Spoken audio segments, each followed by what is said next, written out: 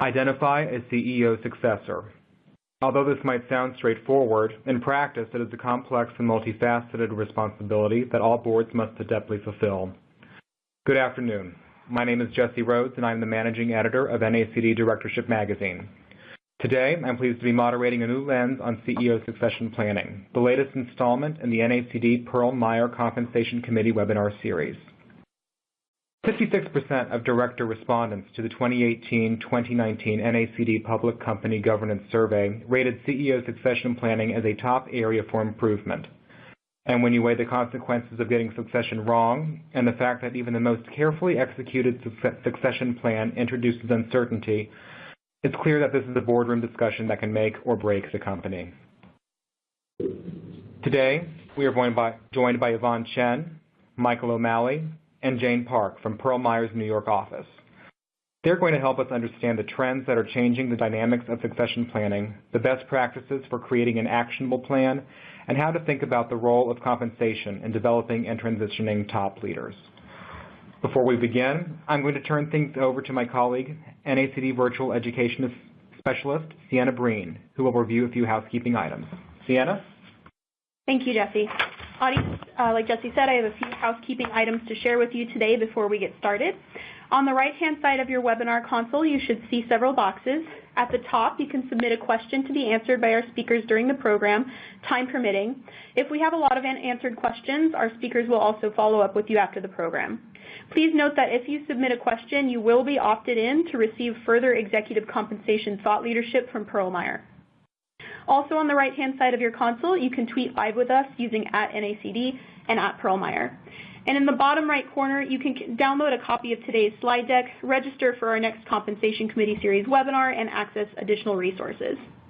You will automatically receive 1 NACD skill credit if you participate in this webinar for at least 30 minutes. Credit may be applied to NACD fellowship programs, and you can contact fellowship@nacdonline.org for more details. Please note that this is for the live program only. You can download a copy of today's slide deck through your webinar console or at pearlmeyer.com using the link on your screen. Also, a recording of this webinar will be available early next week at nacdonline.org and pearlmeyer.com. Finally, we will have a few anonymous evaluation questions at the very end of the program, and we would appreciate your feedback, so please stick around at the end of the webcast to answer those questions. And with that, I'd like to turn it back over to Jesse to kick off the conversation. Thanks so much, Sienna. So over the course of our conversation today, we're going to explore why CEO succession planning is a critical issue that boards need to address, the current trends that are shaping how boards approach succession planning, how boards need to think about talent development in order to best address different succession scenarios, and compensation practices for both planned and unplanned succession scenarios. We will wrap with a few key takeaways, and as Sienna mentioned, we will respond to as many questions from the audience as time allows at the end of our program. With that, Yvonne, I was hoping you could start the conversation by talking about why boards need to think more critically about CEO succession. Thank you very much for the introduction, Jesse. CEO succession planning matters, and it matters a lot. It's really one of the board's most important responsibilities, but it might not be the board's favorite topic. There are still some boards that only address CEO succession at 1 meeting a year, maybe for 2 or 3 hours. But getting it wrong is quite costly for stockholders and employees, both in terms of the stock price and the ability to deliver company performance. We've had some very high-profile CEO succession, I'll call them incidents, in the news recently, and those showed that the board was not really ready for an emergency.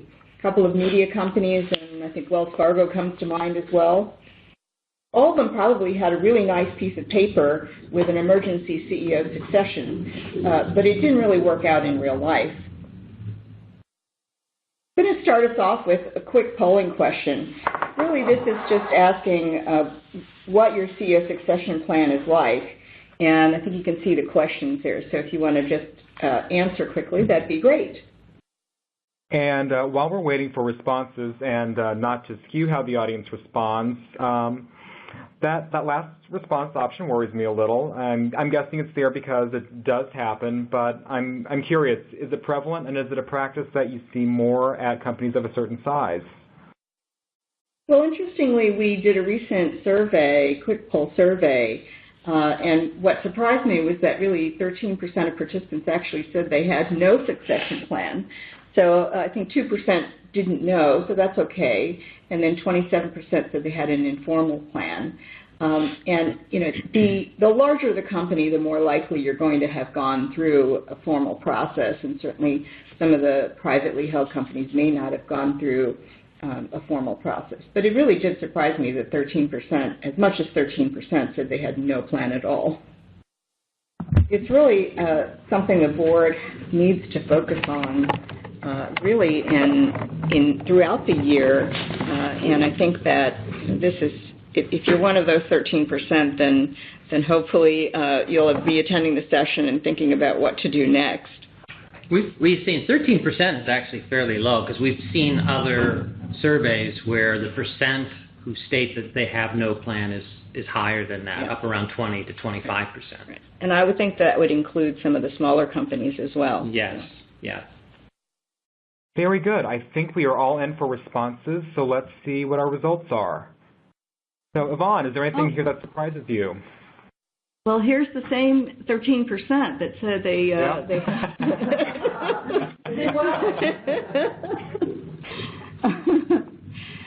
and actually, I'm interested that really almost 26% said they have an informal succession plan. So that's really part of what I think Mike will talk about is, you know, what could you do to make it a little bit more formal and more best practice.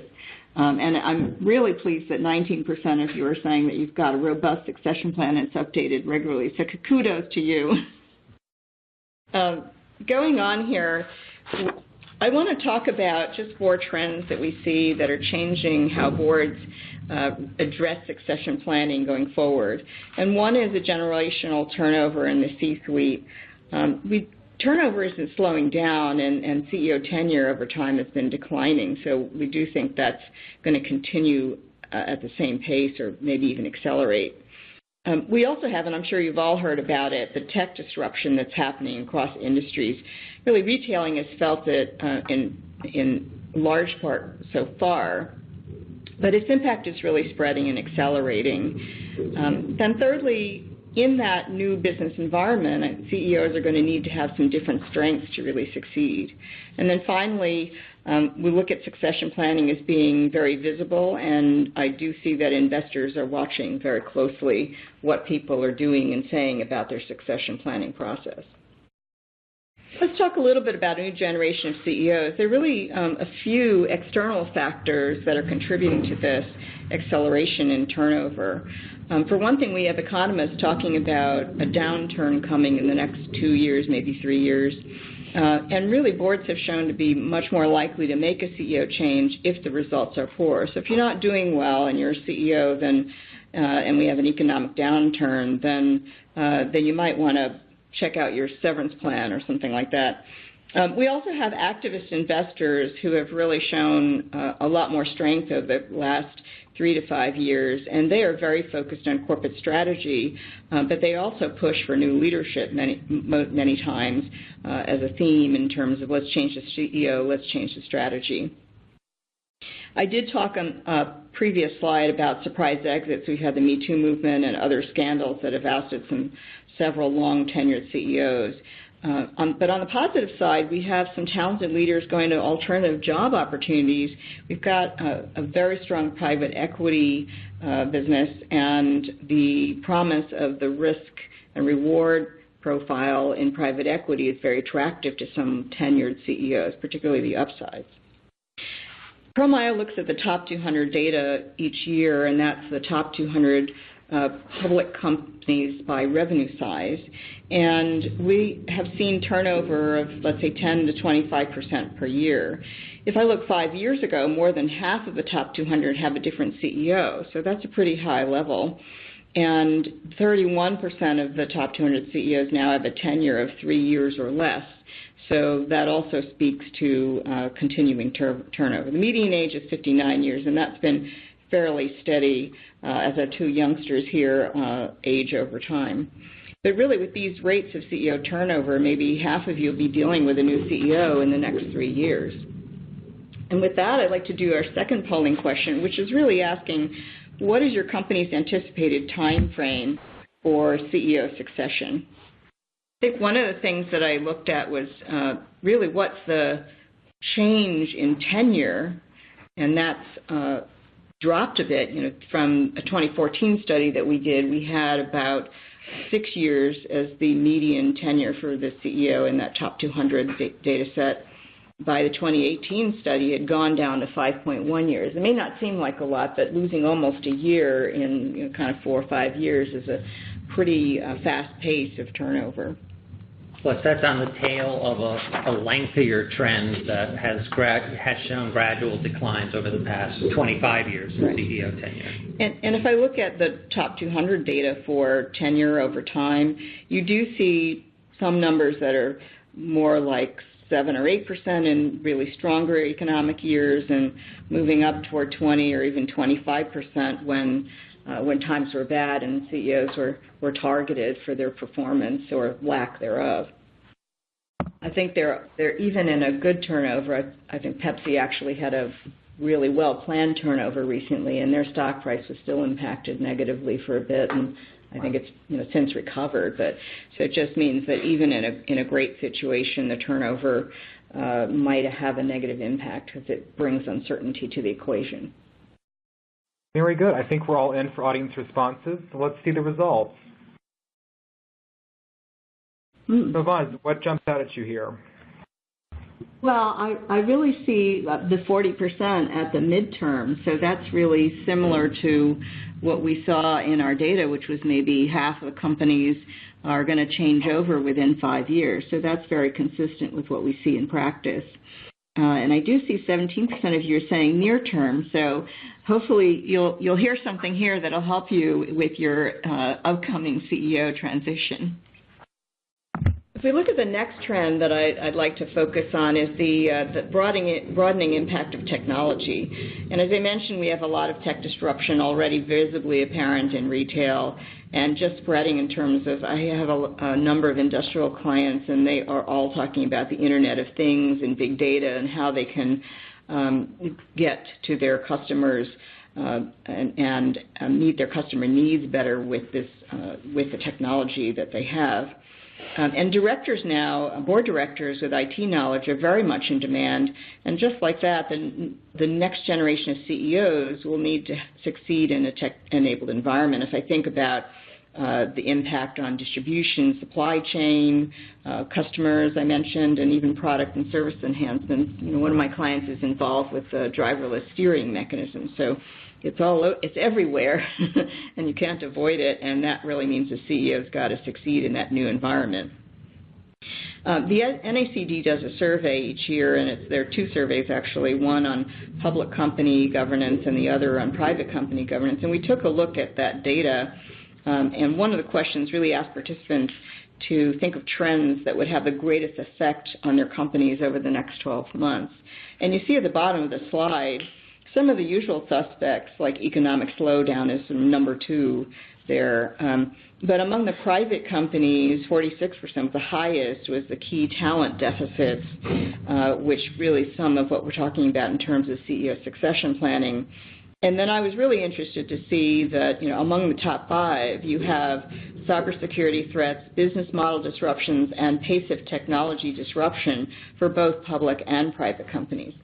And this NACD survey also asked, well, okay, if you do think that these are going to have large effects, what kinds of technologies are most likely to disrupt the organization? And people cited artificial intelligence, Internet of Things, and automation as the most common responses. So the next trend is looking at the succession profile. So that's something that boards take a look at maybe once a year or more than that potentially. But really CEOs are going to have different strengths over time as we look ahead and how technology and digital transformation experience might really be in demand. And also the next generation of CEOs may be more diverse, which is something I think many people are looking for. We did a recent quick poll, and we asked companies if their board of directors has changed the succession profile, and that means sort of the skills, the experience, and the characteristics that you really require for the position, whether that's changed in the last 3 years. And a full 25% said that they had made a change, and some of those actually provided the details of their CEO profile, so thank you for providing that information. When we looked through those profiles, there were some of the things that you might imagine you normally see, but really a full 42% of those profiles also cited experience with technology, digital innovation, change and transformation, sort of buzzwords for technology change that have now come into their CEO succession profiles. So we'd actually put forward a sample of what that profile might include, and obviously the CEO succession profiles are unique to each company, but I think what's evolving is really the ability to respond to business transformation. So on the left-hand side, some of the traditional things that you see are strong leadership and industry experience, success in delivering business financial results. Really, usually it's somebody who is internal or coming from within your industry with operations or management, successive operations and management role successes. And then an ability to take calculated risk, good communication skills, as you might imagine, team building. So that's sort of the usual stuff, and it's not like that's not going to be important, but we're starting to see the profiles have words like leader with strategic agility who can anticipate market movements, create opportunities, driving innovation, transformation, and even track record in leveraging technology across industries. So it's no longer limited to your own industry. It's really looking at folks who can go across industries and be facile with bringing technology from one industry to another, to an adjacent industry. And really some focus on customer experience and how that might be enhanced. And more recently, superior not only IQ, but also EQ, emotional intelligence, and ability to set the right culture and tone at the top, where we've seen some recent failures. And then just starting to see some characteristics that talk about having a holistic vision and having some tie to environmental, social, and governance issues. Particularly, you see some funds now that are investing based on ESG issues, in part to attract a millennial investor who may care about these items more. So this is something where the next CEO may need to have a vision and more facility in thinking about these types of areas. And then finally, in terms of trends, I really think succession planning is a lot more visible than it used to be, and that the investors are really watching pretty closely. It's become more transparent over the last decade. Back in 2009, the SEC said, well, gee, you can't really exclude these shareholder proposals that are asking you to disclose more on CEO succession planning. And really, since then, disclosures improved quite a bit, and boards are spending more time on succession. At this point, over 60% of the Fortune 100 companies actually mention succession planning in their proxy filings. So they're really starting to give more information to investors about what the process is and what their thinking is and how often they look at succession planning. So there's a lot more visibility, and frankly the news media is attuned to it as well. We've had some recent CEO exits and scandals that have put pressure on emergency succession plans, and so investors and rating agencies really think about CEO transition as a vulnerable time period, particularly if it's unplanned and really a surprise to investors. I looked around and you could see that Jim Cramer from CNBC said, really, remember that unexplained high-level executive resignations equals sell the stock. So he's really telling you to sell, and actually the longer he goes on, he says, well, you know, if it ended up being a good succession, you could always buy the stock back. So that's kind of the investor view on the risk that comes around a CEO succession. And really, boards are expected to be more involved throughout the process, not only when a new CEO is selected. So the definition of what's best in class for the CEO succession plan process is evolving. And I think at this point, I'd like to turn over to Mike to talk a little bit more about what that looks like today. Thank you very much, Yvonne. I want to, in general, there are two ways of doing succession planning. I'll be a little flippant here, but it's you can do it well or you can do it poorly. And I want to use, if I may, the honeybee colony as a way of describing the difference between the two, because both occur within the hive, and then use that as a platform to describing how it applies to our human domain. After, honeybee colonies cannot exist without a productive queen in the hive. And so over 100 million years, they have perfected the process of succession planning. And they do three things when they replace a queen. First, they replace a queen when they sense that her productivity is starting to decline. And so that's when they begin preparations, well in advance of the actual transition. They do three things. One is that they nurture and groom multiple successors. They produce 10 to 15 potential queen candidates who can take over. When the time comes to make the transition, it is the most developed, mature, and able queen that gets the job. So she will be the one that takes over. The old queen stays on in the hive, number three, until the new queen proves that she can be productive and successful. So here I want to point out that when we poll people, about 30 to 40% of the time, a company with an internal CEO hire will keep on the former CEO in some formal capacity, in some post. But we want to make the distinction here that often what we find and what the research would corroborate is that keeping a CEO on and bringing someone in from externally sometimes can be very disruptive, particularly when the newcomer is undoing a lot of the strategies that the predecessor had put in place. So in that case, it can be very disruptive. So that's a smooth transition, multiple candidates, all being groomed and developed. The most able at the time of transition gets the job. The old CEO is a fail-safe, stays on to make sure that the new queen is productive. Something else happens, though. It's a rare event, but sometimes the queen of the colony will unexpectedly die. And we don't have to get into the particulars of this particular scenario, but three things happen as a consequence of this. And all are, in our experience, and the research again will show this, all are sort of manifestations of unplanned transitions. Number one is that there is a lot of infighting and conflict within the hive. So with multiple queens, in this case, all vying for supremacy. So it's, in the hive it's called queen duels, but there's a lot of friction within the hive. Number two is that an inordinate amount of time passes when nothing whatsoever is being done within the hive. So there are significant performance and productivity declines within the hive. And number three, ultimately the queen that gets the job is the one who has survived the fight. So it's a survivor and not necessarily the best choice for successful. So with an unplanned succession, three things happen. There's internal strife and dissension.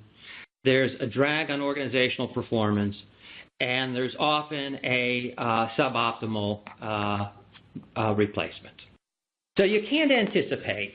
I mean, as much as you would like to plan for every contingency, you really can't plan for every single contingency. Life is truly more messy than that. But you can have a plan for unforeseen and foreseen events, for the expected and unexpected. So if an unexpected event happens, a death of a CEO, a scandal that really no one saw coming, and an immediate resignation, you still can have a plan for that. It would be a crisis management plan, and typically a crisis exists when there's some disruption to your operations. There's an effect on performance, and it's visible to the outside world, to the public. And so whether or not you have a ready replacement or a replacement is not ready, you should have a crisis management plan in place that really, with designated team responsibilities, prepared statements, a mechanism to take questions and to inform the public about what's going on, to make announcements, make decisions, announce decisions, and so forth. Now, if you have a plan and somebody's ready, that's great. If you have a plan and a successor is not ready, then in that case you have a interim CEO that you name and a timetable for the development of the potential successor. So there's a transition plan in that particular case. For expected events, when you have a sort of a lengthier time to sort of prepare and think, often the decision, one of the most important decisions organizations have to make in that instance is whether to hire internally or externally.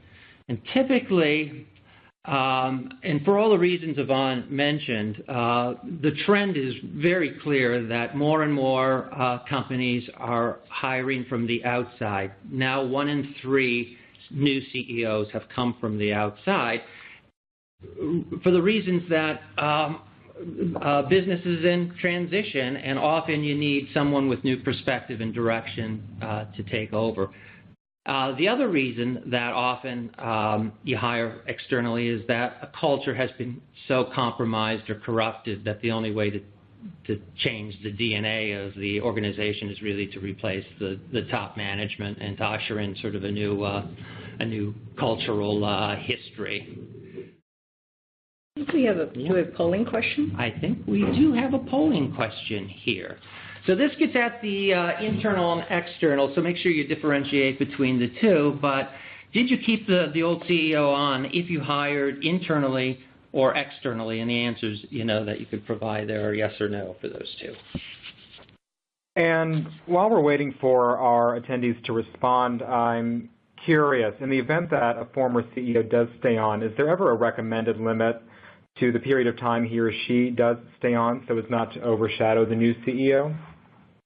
Well, there's one that we would recommend, but most actually stay on a year or longer. I mean, if you look at the actual survey work, so that's sort of the factual question. But we think that the CEO should stay on to make sure that there's sort of a smooth handoff, and that the person and that the newcomer is really up and productive. So our own thought is a year would suffice. Yvonne, do you have a?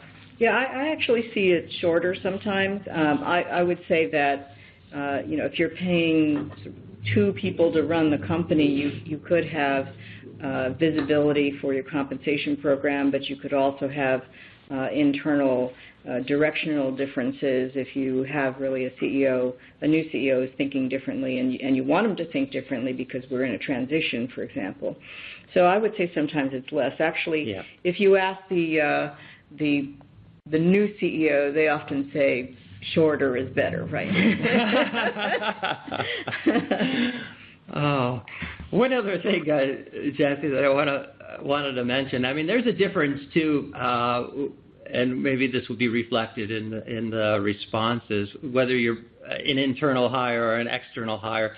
You're brought in, and this will be our final admonition about using the hive. If a beekeeper introduces a new queen into the hive, workers immediately surround the queen and pressurize her. They kill the queen. So the beekeeper knows that he or she has to keep the new queen safe for a period of time until the workers really get used to her presence. And then what you often find with bringing in new executives is that not everyone is keen about the changes that he or she is making. If they've been accustomed to a way of life that's going to be disrupted. And so one of the responsibilities we feel of the board is really to safeguard the queen, help the leader, help him or her navigate the new terrain, and to assure that the changes that must be made are being made. So I think the board really plays a very key role particularly when an external hire is brought in, to make sure that that person really is successful in the early going. Let's look at our results. Okay, so Mike, what jumps out at you here? Well, I think the pattern really fits with what we would see with I mean, if we were to do like a statistical analysis, I think we would see that you're more likely to keep the former CEO on when you have an internal hire, and less likely when you have an external hire, which is, I think comports very well with our experience and the research. So I think what people are reporting is what we would in fact say. What do you go ahead. No. I was going to say something. No, go ahead and say it. No, I think it really depends on the situation and, whether you have an internal candidate and how ready they are for the job. So I think that this is a little bit more of a blunt instrument in terms of a polling question. But really, if you have someone who is ready now but could use another year of grooming, then you're going to have your prior CEO stay on for a year or so. If you have, I work with Marriott, and Mr. Marriott, I think, will be on the board, for forever, hopefully, just because he's so much intertwined with the culture and the presence of that company. So we're not definitively saying, yes, if you have an internal hire, keep this, right. I mean, there are obviously situational, and even with an external hire, it really depends on why you're hiring from the outside. If it's to sort of revamp the business, probably keeping the old CEO on is not a good idea. Okay. We started out the session by saying what members of boards and executives often say are the most important priorities of an organization. And, almost always leadership development and succession planning are two of the most highest priority items that we come across. And so you would expect to see almost sort of universal enactment of succession planning based on sort of the perceived needs by organizations, but we don't see that. We often see that they don't, plans don't exist, or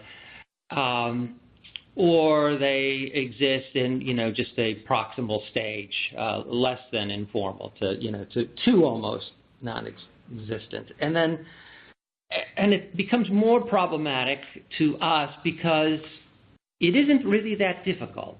What we're talking about.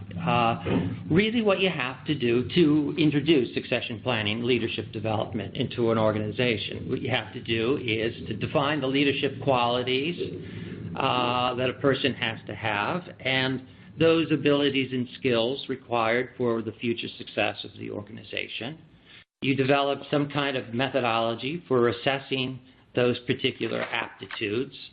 You implement some kind of developmental program that enhances the abilities of the people and increases the probability of their success. And then you have some kind of systemic monitoring system to make sure that you have enough people with the right mix of competencies and numbers to move the organization forward. None of that is particularly, difficult to do. So as a psychologist, I have to ask why doesn't it always take place? And we hear three things. One is that nobody really likes to sort of oversee their own sort of positional mortality. So it's like a will or an estate plan. You know that it has to get done, but who wants to really reflect and contemplate, your inevitable demise? And so a CEO who is often charged with implementing these plans frequently is reluctant to do so. This is a bit of a red herring because it's the board's responsibility, number one, and often the enactment is really one that human resources does and not the CEO, him or herself. Secondly, often we'll encounter, I'll just use my gut feel. I understand leadership and who's good and who's not, and so we'll just trust my impressions on making these determinations when the time comes. And what we would say, and what we know to be true, is that impressions are often faulty and that you often don't really select the best people using sort of the gut. And sometimes, despite our our saying that it's really a straightforward process, we can sometimes make it more difficult than it should be. And some ways of making it more difficult is to say that, well, we have to introduce this system-wide for the whole organization. Well, you don't have to implement it that way. You can implement it by a particular unit of the company. You can do it for the first 1 or 2 layers of management. And over time, what you can do annually is look at the first 1 or 2 layers of management, and then everyone else in the organization more periodically, like every 2 or 3 years. So it doesn't, sometimes we make it more difficult than it has to be. This is a recent survey that NACD conducted, and you can look at the results yourself, but we just pulled out a couple of items just to highlight. The second one really is, developing a strategy is one thing, implementing it is another thing. And so what number 2 really gets at is that, okay, you have a strategy, do you have the requisite talent to actually implement it, to pull it off? So have you really thought about the kinds of skills, abilities, and attributes that are required for the future success of the company?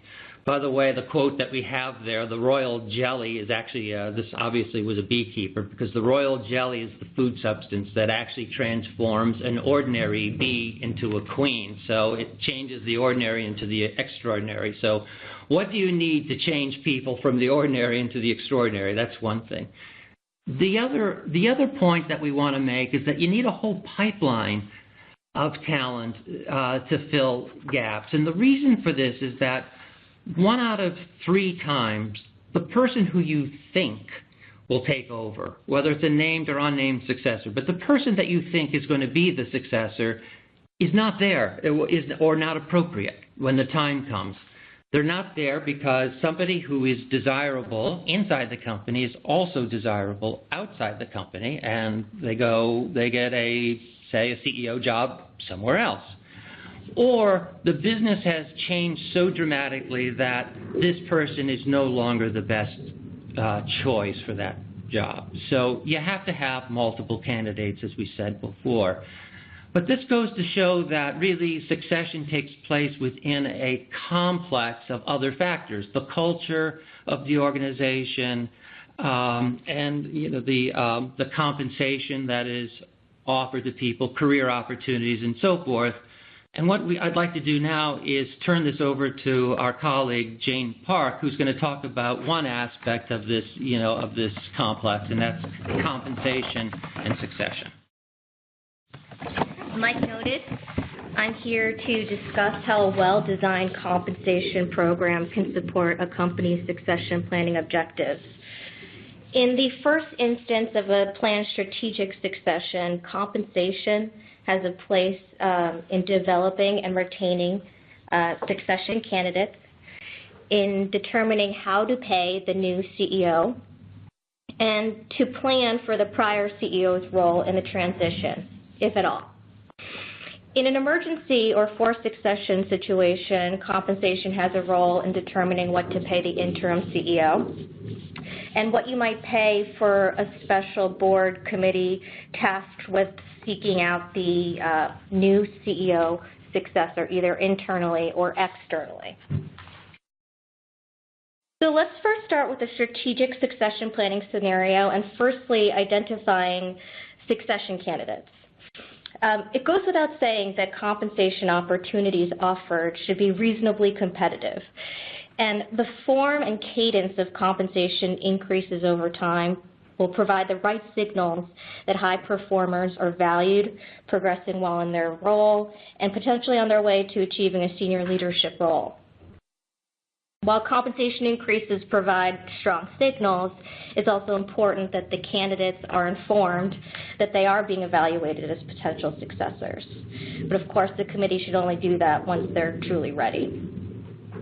Once candidates have been informed that they are in the running, or there is a perception that there are front runners, retention risks could emerge. Committees can address that by using different tools, either by adjusting pay levels and adjusting vesting and performance periods.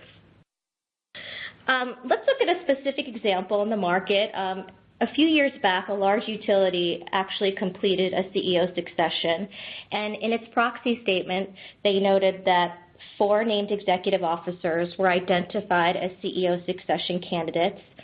They also noted that those candidates were given multi-year assignments that gave them good board exposure. Each candidate was also provided a $1.5 million retention stock award with 5-year annual vesting. Now, a year after that grant, one person was eventually named the CEO, but there was continuity in the senior leadership because the runners-up still held on to that retention stock award. Okay. Next, the committee will have to determine what to pay the newly appointed CEO. Regular benchmarking can be used to plan for the new CEO's compensation program. For an internal successor, starting at or below the 25th percentile of peers could be a good first start, but of course the facts and circumstances would dictate where you begin that person. It's important that the committee have a plan for increases over time and really the timing of those increases to better align the new CEO with the compensation philosophy, assuming that performance is strong over that period. An external candidate will cost more initially, as the company most likely needs to offer a median or higher compensation opportunity to attract strong talent. However, shareholders could be wary of very large sign-on packages in this instance. So to make this point, let's follow with that same large utility example. They identified 4 successors, appointed 1. That one new CEO received an initial target total direct compensation package of $3 million and a $900,000 salary, which was a below median pay package. What we've observed was over the next 3 years, he received pretty substantial increases in salary and long-term incentive values, but I will note his target incentive opportunity was immediately competitive with the median of other CEOs. After those first 3 years, his pay program was pretty much maintained and leveled off at that point. Around the same time, a competitor in their peer group hired an external CEO, and his pay program began at $5.3 million, which was a median pay package, but slightly below the median at that point. What we observed was he received pretty modest salary increases each year thereafter, about 3% per year, and slightly larger grants in the following 2 years. Okay, let's discuss the prior CEO's role in the transition. The outgoing CEO has a critical role to play in transitioning his or her successor, and it's for that reason the board may ask that person to continue on to contribute in an executive chairman role. This prior CEO could serve in the role for up to a year, and in that time, he or she would typically earn the same base salary and target bonus opportunity he earned as CEO. His long-term incentive grant value would be cut back, we see, materially, and in some cases completely over that period. And it's at that point that the prior CEO would either retire from the company or transition to a non-executive chairman role. Now, some prior CEOs may serve longer than 1 year, and they'll continue to have an active strategic and external-facing role over that potential multi-year period. In this instance, we see that longer-serving chairs will eventually see their base salary and target bonus cut back over time, depending on how long they serve. But overall, the pay mix will be skewed in favor of cash over long-term incentives. Okay, now let's discuss compensation considerations in the context of an unexpected CEO succession. Hopefully, the board would have pre-identified the individual that could be tasked with stepping in temporarily to lead the company. The interim CEO typically comes either from the management team or from the board, and they typically serve in this interim capacity for about a year. Interim CEO jobs are unique, and we see that pay programs vary widely based on the facts and circumstances of the company. For example, I've seen pay programs range from about a third of the prior CEO's total pay up to the same level or even higher in some instances. In evaluating the board pay in evaluating the interim CEO pay program, the board might consider the following 4 factors. Number 1, whether this person came from the management of the board. The state of the company. Was it already relatively stable or already in crisis? Third, what are the expectations of the interim? Is it to keep the ship afloat or to also continue to execute key strategic decisions? And finally, what's the duration of the role? I provided 2 examples at the bottom of the page that demonstrate the range in pay programs from the low end of the range into the high end of the range. And in the first example, let's assume that the interim CEO was already serving as Chief Marketing Officer, and he'll continue to fulfill those duties in addition to those of the CEO. He's expected to serve less than a year in the role, and the board has a search committee actively recruiting external candidates. In this case, I've observed that the Chief Marketing Officer would be provided an incremental monthly salary to recognize the additional duties. When a permanent CEO is hired, the expectation is that the marketing officer can go back to his original role at his former salary rate. There are some instances where I might see a temporary increase in the target bonus or an additional retention stock award. At the higher end of the spectrum, under my second example, let's assume that the interim role came from the board, and this board member was a former successful CEO in his own right. The CEO search process is expected to last a year or longer, and this interim is expected to be a leader but also lead the company strategically. In this case, I've seen the board come up with a predetermined annual compensation arrangement with an annual base salary rate, a target bonus rate, and more often than not, a long-term incentive in a restricted stock unit award with vesting tied to the timing of a successor or even beyond that if it takes longer. Okay, lastly, during the interim CEO search period, the board may establish a special CEO search committee to identify internal or external CEO candidates. Market practices vary widely based on the expectation of the workload. In some instances, I've seen companies provide no additional compensation for this committee. Where I have seen compensation, I have seen it in the form of an additional cash retainer, similar to the other standing committees. In few instances, I've seen meeting fees or perhaps an incremental equity award for service. As far as best practice goes, setting compensation prospectively wherever possible improves the optics of setting board pay generally. And with that, I will pass it back to Yvonne. Thank you, Jane. Just going to summarize where we have gone today in terms of the discussion. I really think, for me, the key point is to take action on CEO succession planning now before the need is critical. And for those 13.7% that said they had no CEO succession plan, if you're one of those, please get going on this. We've really talked about business strategy transformation and how that's starting to change the CEO succession profile. So I'd encourage you to reevaluate the skills and characteristics for your next CEO, not the current CEO, but really look 3 years ahead at least and see what you need as the business evolves. And then as Mike was talking about, you have the pipeline, but you might want to actually take your new CEO profile for the future and look at your talent pipeline against that profile. You might find, surprisingly, that the stars that you have today don't actually match the new profile. And then as Jane was talking about, we do encourage people to tailor the compensation program to the CEO succession plan. So you have a planned succession or retirement. You do have an emergency situation where you might have an interim. And then transition or initial support is also very important to make sure that your new CEO is successful. So with that, I think we can actually take some questions. We have some time. Jesse?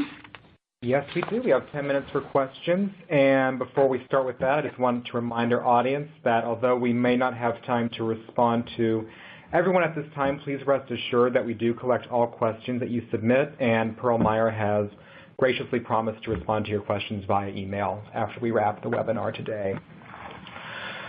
So our first question pertains specifically to the issue of compensation, and this attendee is asking, if the CEO is asked to resign, what is the quote-unquote normal or accepted range of time for paying an exit salary?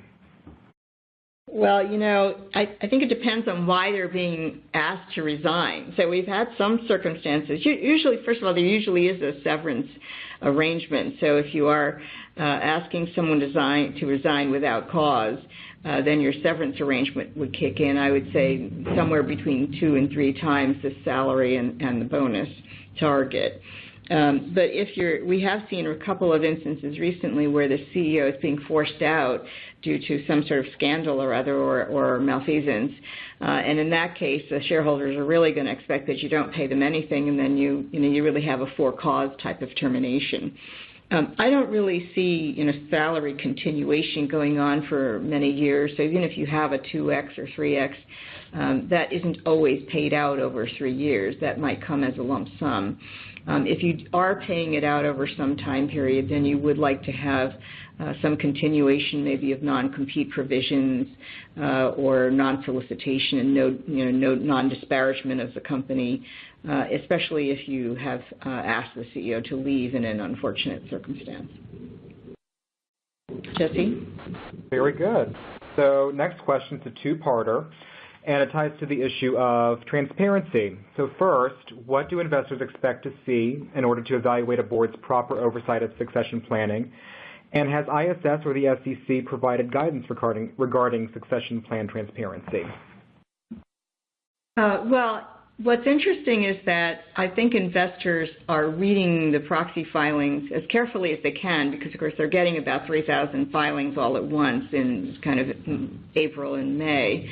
But they are reading it, and in fact, you mentioned ISS and the SEC. The SEC is usually not specific about these things. They do think you're not going to be able to exclude a proposal from a shareholder in requesting more information, but they haven't actually come out and said you must actually disclose this or that or any other particular detail about your succession plan. So it's not a regulatory requirement in quite the same way. I would say the ISS and Glass Lewis folks are very interested in reading those kinds of things. I know that Glass Lewis in particular, if you have a CEO ratio to your next named executive officer that's over sort of 4 times, I think ISS does this as well, they think that you might have a succession plan. You'll get a note in your report that says, here's a high ratio and maybe the company hasn't focused on developing the pipeline and, why is the CEO so much higher in pay than the rest? So they are focused on it, and I think if they are able to put it in some of their quality scores and things that might show up in the future, they haven't quite put it in yet because it is, as I said, a voluntary level of disclosure which has really increased over time, so that it is more than a majority practice at this point. Very good. Next question from the audience. Who on the board is responsible for oversight? Is it one of the standard standing committees, or should a board even consider creating a special committee expressly for the purpose of finding a successor to the current CEO? Well, the CEO succession planning process and CEO succession plan is often the whole board's responsibility. Now, they might delegate certain pieces of that to certain committees. So, for example, I've seen the Nominating Governance Committee have some role, for example, in looking at candidates and understanding, what the pipeline looks like. I've also seen, certainly Jane can speak to it, but the Compensation Committee would certainly have benchmarking information on CEO pay, and in an emergency situation, the Compensation Committee might be tasked with looking at interim CEO pay. And sometimes we get that request as well. Oh, gosh, the committee has been tasked with this. Yvonne and Jane, and Mike, can you please, get us some interim CEO pay data for the marketplace, by tomorrow because we have an issue. So that comes around that way. Where we've seen special committees is when you actually are in the process. So it's not the planning for it, but you're really in the middle of the succession and you are doing a search, for example.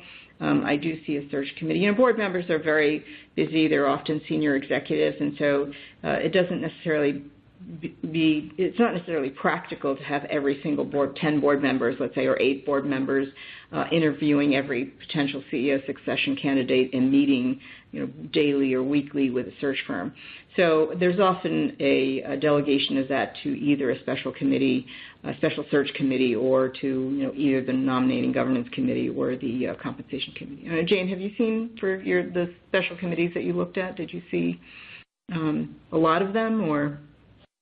I've seen a lot of special committees formed in the context of this situation. I haven't always seen them paid. Mm-hmm. And going back to your point, I have seen compensation committee charters updated more frequently recently to add a bullet point as specifically outlining the delegation of that task to the compensation committee. I've also seen committees update the names of their committees to include leadership development, succession planning, and compensation committee. Right. Very good. I think we have time for one more question, and this attendee is asking, does the global experience of a CEO or CEO candidate matter, and if so, to what extent? Well, it depends on the company. I certainly have some clients where they're really looking for someone who's had the global experience because they do feel like that growth, their future growth, is coming internationally. And that becomes very important. Certainly your large multinational companies are looking to develop executives. The pipeline is coming from all over the globe. And really, you wouldn't be considered as a successful candidate unless you had been somewhere. For example, if you're located in the U.S., you wouldn't be considered successful if you hadn't actually served in a role successfully in another country. Usually, manufacturing companies also have some of the emerging market type locations are critical, both for the labor force and the revenue source. So that is very important, depending on what the business is. I think more and more companies are not sort of only U.S. focused. Very good. And with that, I believe that is all we have time for today. And again, to our attendees, Meyer has, again, promised to respond to your unanswered questions via email after we wrap the webinar today. And in closing, I want to thank our panelists, Yvonne, Mike, and Jane, for sharing their insights with us. And thank you to our virtual attendees for listening and participating in the conversation today.